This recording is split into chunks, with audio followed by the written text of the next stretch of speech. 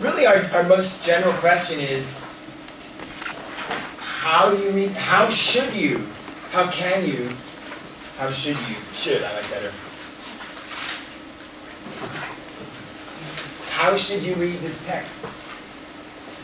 There are obviously many options. While you guys were taking the quiz, I was writing down a list of ways you could go about reading it.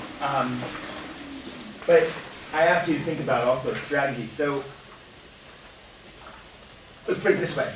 Someone says, oh, okay, I'm assigned to read the first 17 or whatever pages it was. So how do you read it? Well, I don't know. You start at the beginning, you read through it. How else would you read it? Why might that not be the only way to read it? Or what does reading it that way do? What's peculiar about this text that we would even ask this question?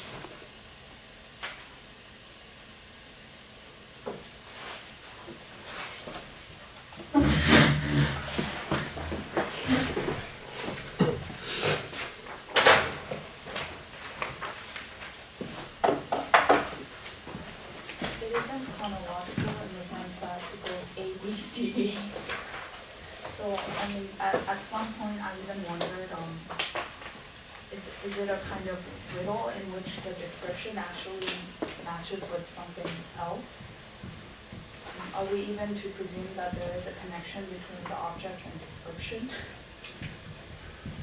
Okay. So you're saying the object, the titles, the objects, and the descriptions is that even already a misnomer? Are these not descriptions? So that seems like two comments. On the one hand, you're saying it's not obvious that the sections, the objects, as you go through those 17 pages, it's not obvious they build. They don't go 1, 2, 3, 4, 5. You know, I mean, there's different ways. Sequence is a big word, right? It could be 1, 2, 3, 4. It could be 1 plus 1 plus 1 plus. They could be additive. They could add up to something. They could be positive and negative, right? It could be plus minus plus minus plus minus. But it's not clear that that's how it works. And it's not clear, at the very minimal, it's not clear that it's linear. It's not clear you start at 1 and go to 20 or whatever it is. But then the second question you're raising is, the connection between any one of the objects and the description that follows. Are those descriptions? Another way to put this is, yesterday I was saying that people are interested in quote-unquote pure description, right? Where you don't interpret, you just describe. Well, this text ironizes that ambition, right? This text sort of forces you to ask, what's a description? It's a description itself it's not like a self-evident thing. What's a description? How do you know that X is a description of Y? So if someone comes along to you and says, well, you see, anthropology has taken over literary studies. From now on, you all just do description. Refer them to Gertrude Stein, who will, if nothing else, make them realize that description is a much more complicated issue. So having identified these problems, what are the consequences? Like,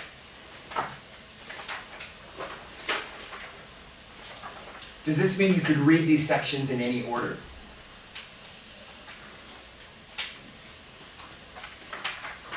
Or would certain things get lost?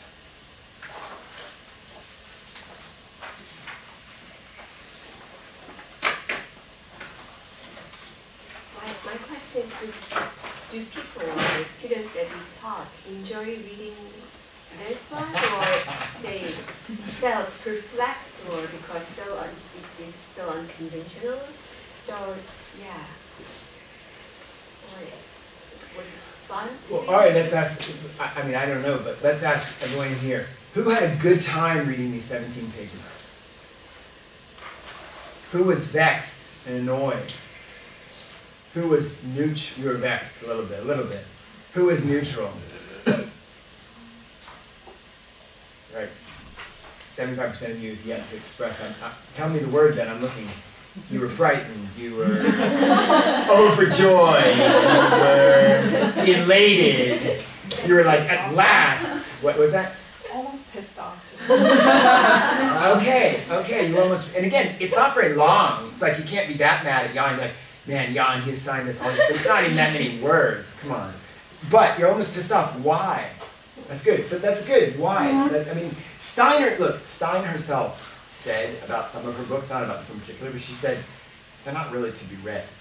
Like she has some, like she has one she has a couple of them that are just incredibly long, like are just, she herself, now again, it's a weird gesture when she says that, but she's certainly acknowledging the possibility that these are not texts that one will consume like a good detective story or, and not even in exactly in the same way like you say, oh, Ulysses is difficult or something.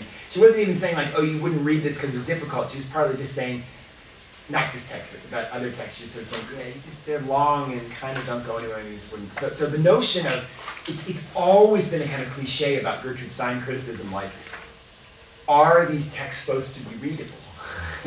And again, she's very ironic about this. You can't take what she says at face value, but the question of the readability is a long-standing issue in the criticism.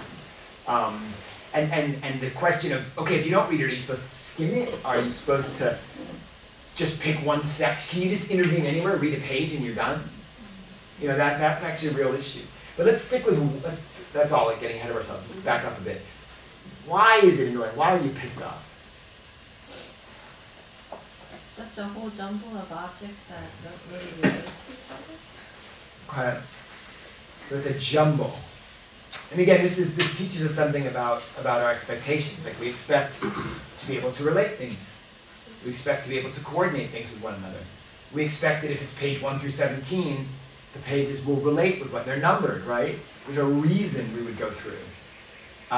This seems to frustrate that a little bit. What else? Why do you get annoyed? So at the end of it, there's no one unifying theme. So, they're objects, but so what? What's it supposed to say to us? I think we're always looking for meaning or the author's intention, what the author wanted to tell us. Okay. But that's not actually very apparent.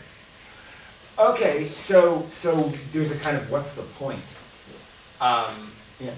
I think I mean, that's just my impression that she wants to take this art for art to the extreme, like that with the help of like that network, I thought maybe like the main theme is color, because for me colors are just like not just the word color but different colors kept popping out, and I thought that maybe like she's not trying to describe but she's trying to like make a painting, like all the descriptions together that form something, and the like words she uses are actually colors, or I mean like no, the colors are like the words, or like this analogy with painting, how it should proceed, and the sentences seem a bit abstract, and in that way, like the color that I feel that is featured most prominently is red.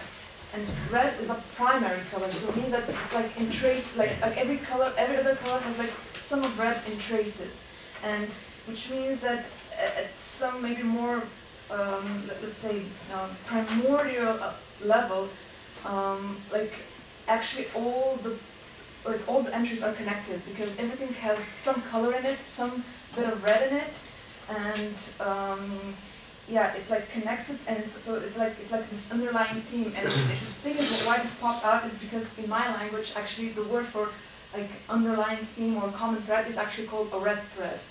It's like from the Minotaur, I think. Minotaur, yeah. So on Crete. Yeah. And yeah, you wind the threads, you can get out of the maze after you've killed the Minotaur. Yeah. So that's like. Yeah, and then you did that in English too. I mean, there could be the unifying thread or but it could be red or something. But yeah, no, yes. I mean that's great. I think that's all very so here, I mean, and I like that you say that you would use the networks thing. It's like, okay, you say I'm frustrated, I can't read this like a story. I can't read this exactly like a philosophical treatise. You know, it might be about what is description. It might also be about what is an object. No question. That's something one could say a lot about when you will. But in the immediate time, like, how is it organized? And so what you're saying is like, okay, what you see is an insistence of color. This is where it's really useful to have PDFs where you can word search. And this is, I mean, that's partly the premise behind a lot of digital humanities, is computers can now analyze vast databases of tens of thousands of novels and see things such as when the word red appears, what other words tend to appear in the same sentence with that. You can do that en masse.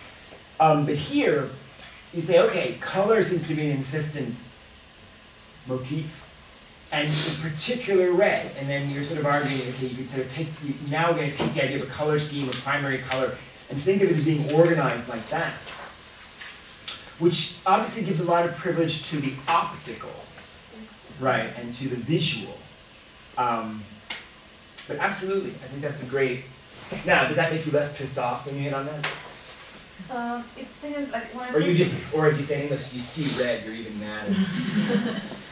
I mean, it helped me to, yeah, because the first time when I read the text, I like if I can like make some general patterns, and here, like even the sentences didn't make sense. I mean, like it's not grammatical. I mean, they're not grammatical, and I was like, so what the hell is this? And it just. So afterwards, I stopped reading for meaning, and I was just like, and I just started looking for words because. Right, which is in many ways, right, like, that may be what you should try to do with every text. In other words, Stein in a certain way, she does all this, she's like, she frustrates you. What is a sentence? What is the title? What is the narrative? I mean, all these things get problematized because it doesn't seem to meet any of your expectations. But the very fact that one would react by saying, okay, I'm just going to look for certain words, that wouldn't be a bad way to try to go read almost anything else. I'm not saying it's the only way. But you could certainly, you could do the same thing, one might do like that with a Sherlock Holmes story, or a Tolstoy novel, or a Pound poem, and you would learn interesting things. And that's partly just by way of saying, the more different kinds of, we'll call them maps, or schemas, that you experiment with, the greater the possibility you'll see something that won't just reaffirm your normal assumptions about everything. Right? Because what's provocative about these texts is that in certain ways, they're not just going to conform to your expectations, they're going to problematize your expectations. But I think that's absolutely a great way to proceed. Now, what color in Korean, does envy have a color? Like in English you say you're green with envy. Yellow. You're yellow with envy. It's different in every language. Like, it's a different color in Russian, it's a different color in German. I'm sure in French. Is there a color for envy? I think there is.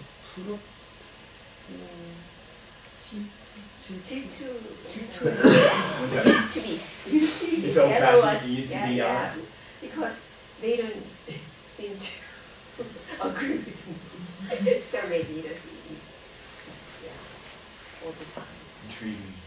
No, anyway, I'm just thinking red, like you say, like I was joking, you see red in English, it means you're mad. But let's just stick with red for a second. We can, and perhaps some of you came up with other models. All right, let's pick an object where the word red comes up. I'm looking at page 8, the bottom. Someone read a red hat, please.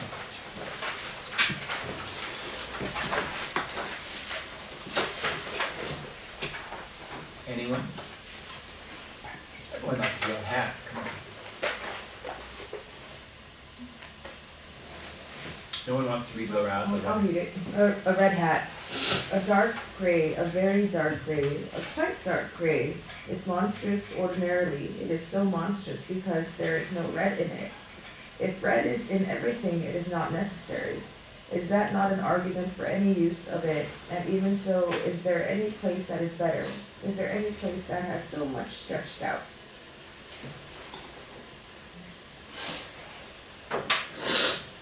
All right, so let's now imagine we're just going to read this little thing as its own aphorism.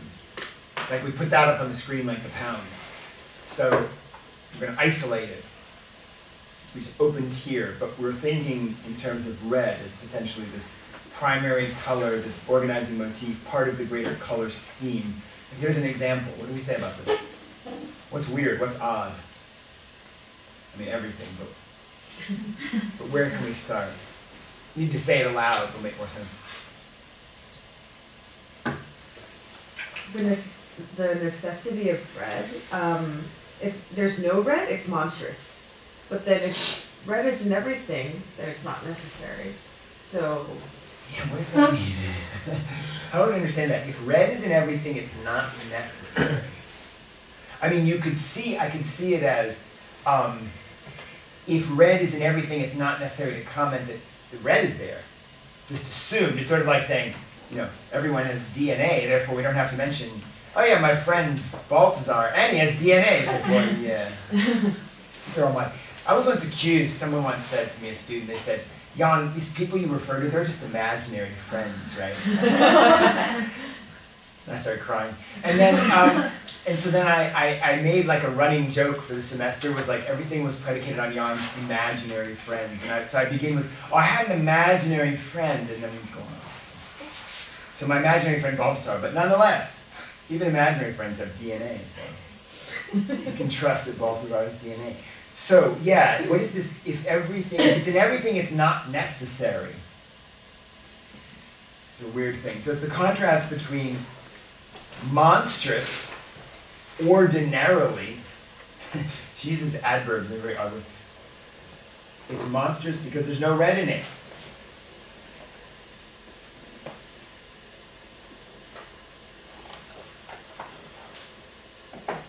So let's just back up. It's good to be pedantic here. The little thing, we're reading in some section of a book called Objects.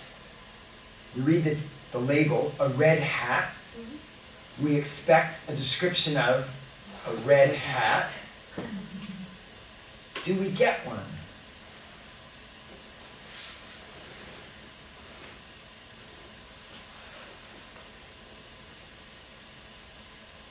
I mean, yes or no?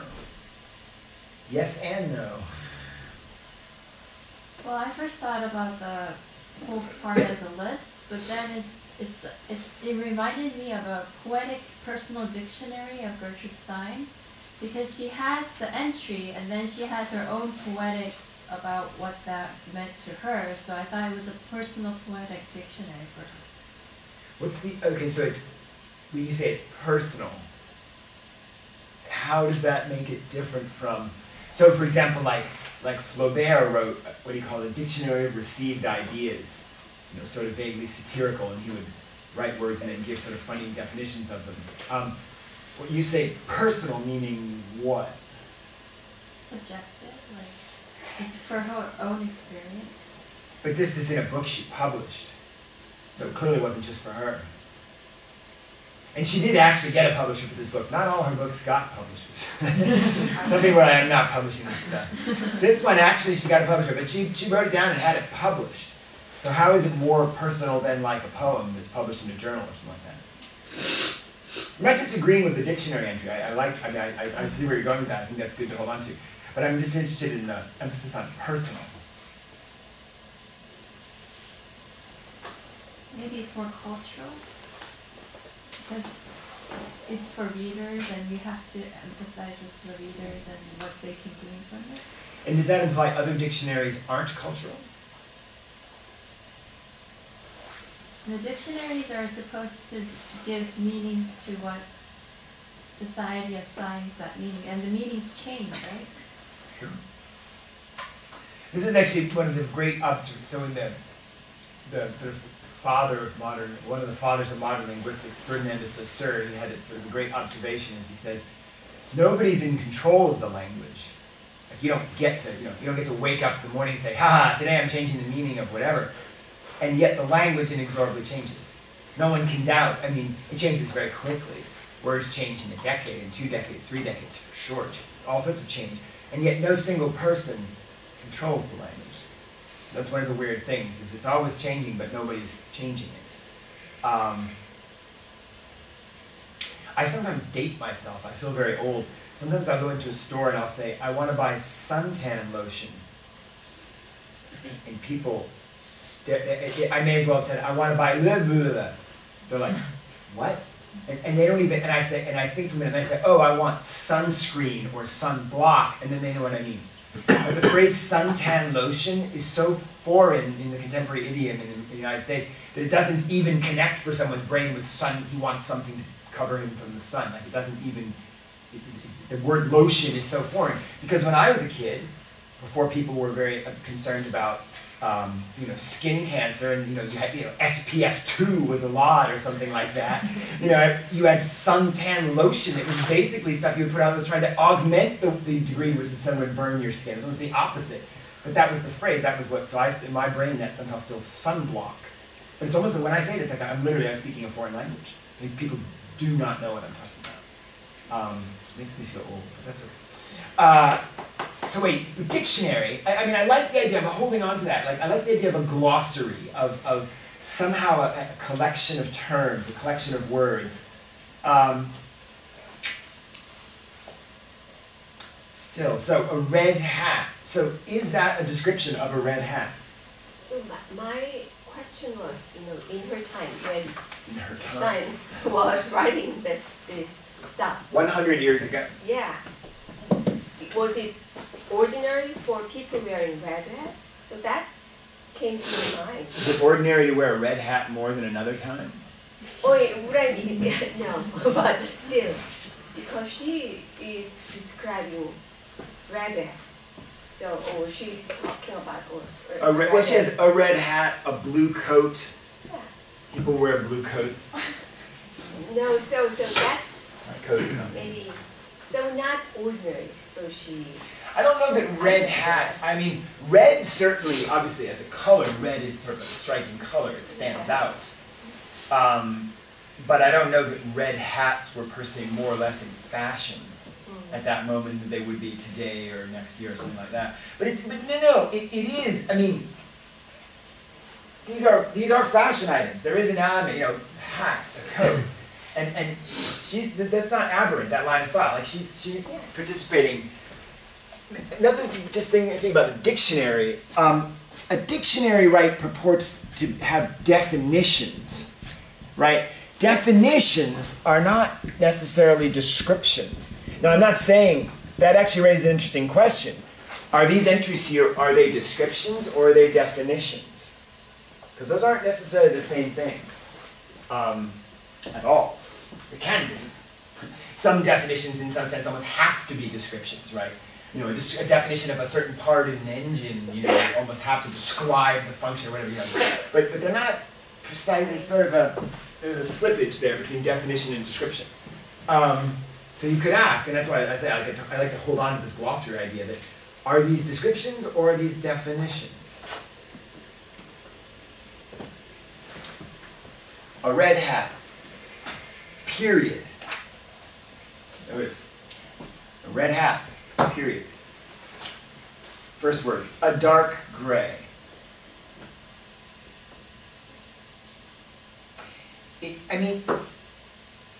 Is it clear she's talking about a hat at all there?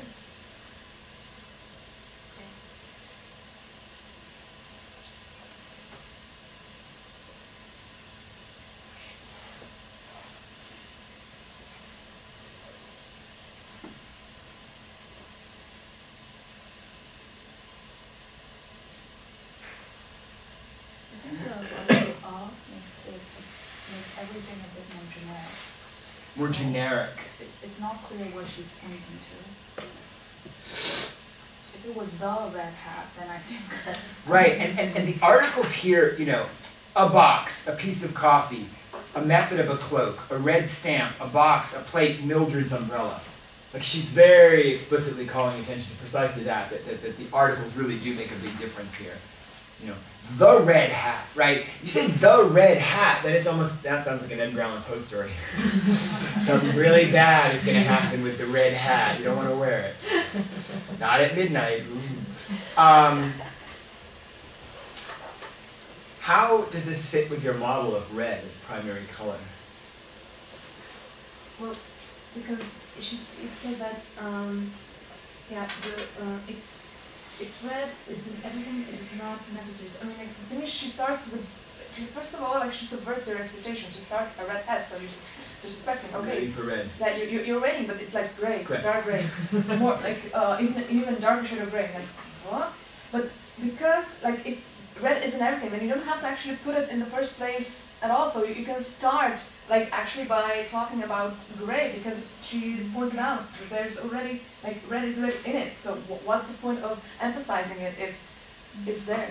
Okay, okay.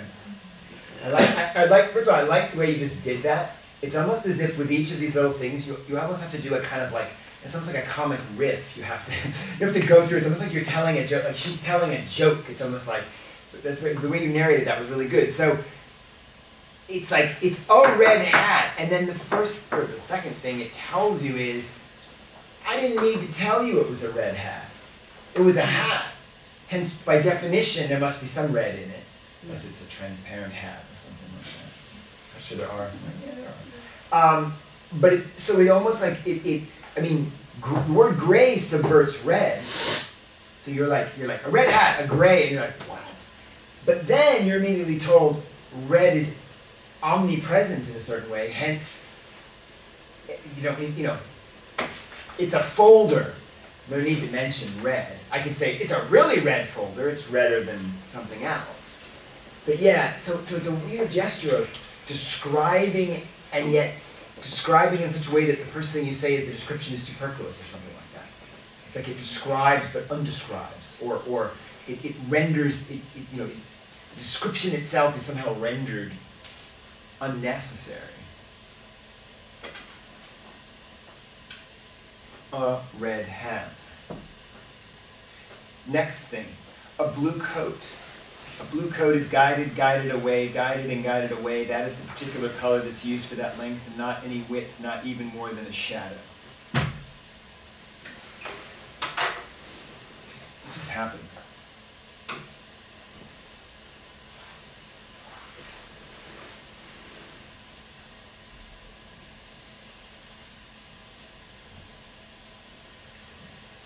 What's the relation between red and blue?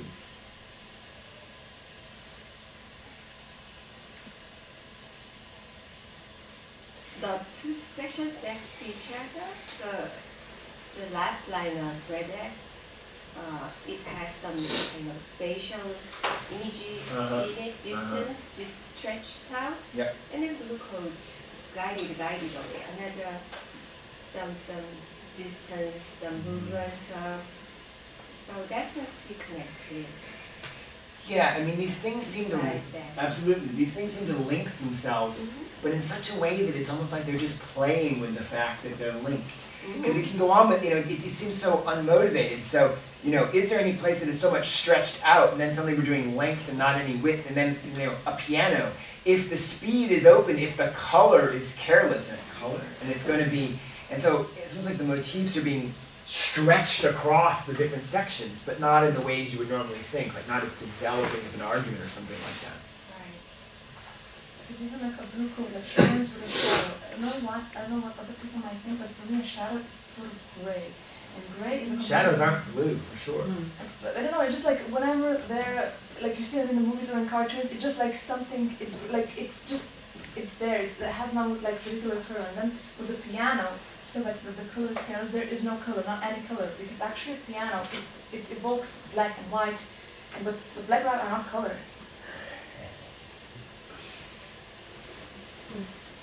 I like that.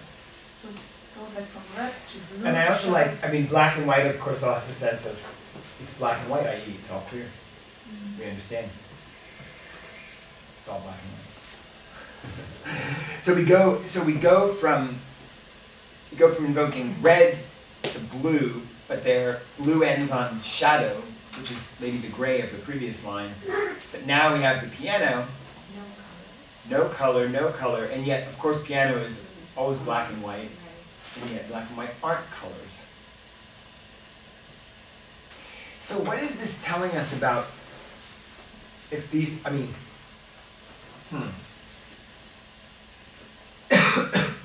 the section is called objects. What is this telling us about objects? What's the object?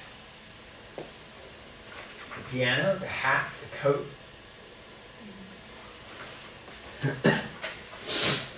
What is an object normally? If you say an object, what are you supposing? thing? It's non-animate. Okay, objects you usually don't think of as animate. They're a thing. It's concrete. Intangible. Something. Tangible. Does it imply an observer? I think yes. There's objects in sentences, right? Well, yes, there's an object of a verb. So the direct object, I hit the ball is the object of the verb. You can have an indirect object, I give you the cake. You're the indirect object, you're the one to whom the cake is given. And grammar, I mean, Stein was obsessed with grammar. Stein once famously said that she could think of nothing that was more fun than diagramming sentences. To her, that was like the height of entertainment, diagramming sentences. She wrote a lot about sentences, about how to write sentences, about grammar. So she's obsessed with grammar. So to talk about a grammatical object is very pertinent here. So that's actually great to make that contrast. So I keep picking up this eyeglass case as if it were an eraser. I'm going to erase the board, but it's not going to work. So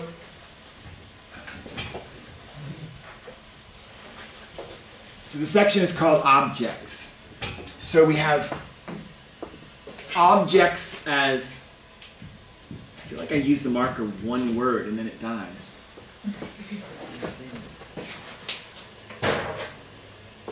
So we have objects as the sense of things, something definite, something concrete.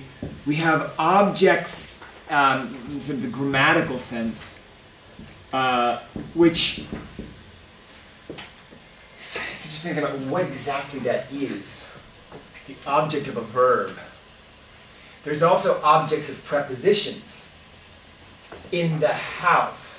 House is the object, you say, of the preposition. And Stein would have played with all of these meanings for sure, I'd say. She was obsessed with grammar. So yeah, you can have an object of a verb, you can have an object of a preposition. So the reason I was asking about the observer is the question is, if you're thinking about things, does that imply there's a subject-object relationship? That's a question. I'm not saying it does or doesn't. Because that would then mean that to understand objects, there's always some kind of relation at work. And it could be a relation between the subject that observes the object or describes the object, defines the object, or it could be a relationship, I mean, alternatively, you could have relationships between, object-object relations between objects.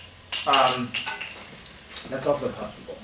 So that in which case it wouldn't be so much about a self or a subject or an observer, it would just be relations between the objects. And you can certainly imagine in this text that maybe the different parts, maybe in a funny way, right, this text is not about human beings at all. It's not about people who wear hats and coats, it's about hats and coats. And that seems almost impossible anthropologically. You're like, yeah, but these are things people make and they only have cultural significance. But you could also imagine a kind of anti-cultural reading of Stein, where it was precisely about things, like things in a world where there aren't people. There aren't people's things. Again, I don't know how far we push that, but that's certainly a possibility. So, objects is the title. Objects. You could have things, you could have grammatical objects, this is more abstract. These definitely describe relations. And they're different kinds of relations. In other words, when you say the object of a verb, it's like you can imagine the verb impacting or working on or having some consequence for the object. Object of a preposition is a little harder. In the metro. Metro is the object of in. What's going on there? It's not impacting. I mean, it's part of mapping, locating, but it's different. Other meanings, though, of the word object. Like the goal, the object of The object, yes, an aim, a goal, right? That implies telos. And a lot of these little subsections in here do seem to have an implied goal, or there is some aim. As if it was called objects, not because we're talking about hats and coats and pianos and crafts and whatnot, but as if it was objects as in here's a list of, a to-do list almost. These are the things that need to happen, or something like that.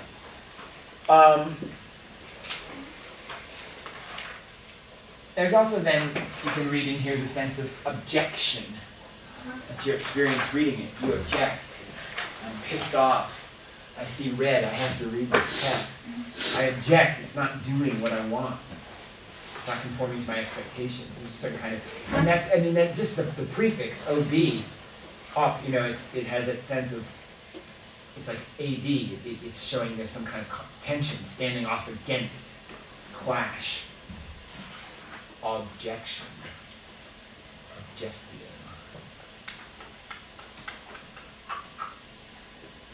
I think we should take our break. Before we do, when we come back, I'd like us to start by, and you've referenced it, I'd like us to start by talking briefly about the Moretti text, the networking, just very briefly. And I just want to ask, I'll ask the question now so you can think about the answer. You know, what is he trying to do? He draws diagrams. He asks how to quantify the plot, and he draws diagrams, character networks. And the question is, why? What does he hope will come out of doing this? What can you see by doing that that you can't see the normal way you read Hamlet or what have you? So we'll talk about that for maybe 10, 15 minutes and then move back into the Stein. When we go back to the Stein, I'm thinking about this during the break as well, I would like us to identify, I'd like everybody to think like, what's your favorite object section in the first 17 pages? Do you have one that you really like? If you hate them all, that's fine. But if you bring some positivity to the table, think about whether or not there's one you actually like.